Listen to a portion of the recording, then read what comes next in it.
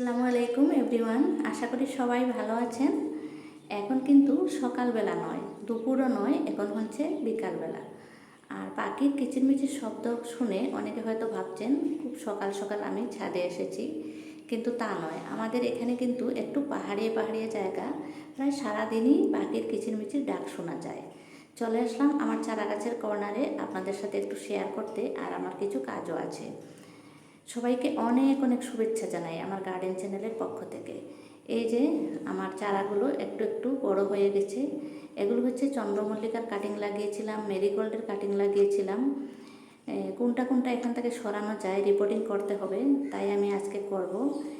কিছু বেগুনের চারা রয়েছে, লাউয়ের চারা রয়েছে, চন্দ্রমল্লিকার চারা রয়েছে। এই যে দেখুন, একটা বেগুনের চারা রয়ে গেছে। আমি বাকি বেগুনগুলো রিপোর্টিং করে দিয়েছি।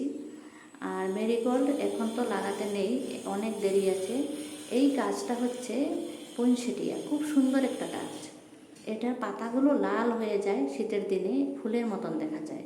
এই গাছটা আমি খুব যত্ন করে রেখেছি, আর কয়েকদিন থেকে এটাতে আমি জল দেই না। এটা একদম শুকিয়ে নেব, শুকিয়ে নিয়ে তারপরে আমি রিপোর্টিং করব। আর এখানে রয়েছে কিছু টমেটোর চারা করেছি আমি, যেগুলো ঘরে খাওয়া হয় সেগুলোই বীজ দিয়েছিলাম, হাইব্রিডগুলো। আর এটা হচ্ছে একটা জবা ফুলের কাটিং, ছোট্ট একটা কাটিং নিয়ে এসে আমি জাস্ট একটু অ্যালোভেরা লাগিয়ে বসিয়ে দিয়েছি, জানি না হবে কি না। তো গাছগুলো একটু মরা মরা হয়ে গেছে, প্রথমে একটু জল দিয়ে দিই।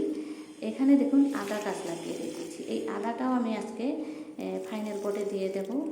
আদা লাগিয়েছি সম্পূর্ণ বালুর মধ্যে, খুব সুন্দরভাবে গ্রো হয়ে গেছে।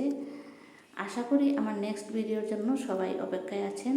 সবাই দেখবেন আমার নেক্সট ভিডিওটা, আমি কিভাবে কোন গাছ লাগাই অবশ্যই আপনাদের সাথে শেয়ার করব। আমার গার্ডেনে যদি নতুন এসেছেন, অতি অবশ্যই আমার চ্যানেলটাকে সাবস্ক্রাইব করে দিয়ে আমাকে এগিয়ে যেতে সহায় করবেন। লঙ্কার চারাগুলো বেশ বড় হয়ে গেছে, খুব সুন্দর হয়েছে। ভিডিওটা আজকে শেষ করি এখানেই, সবাই ভালো থাকুন।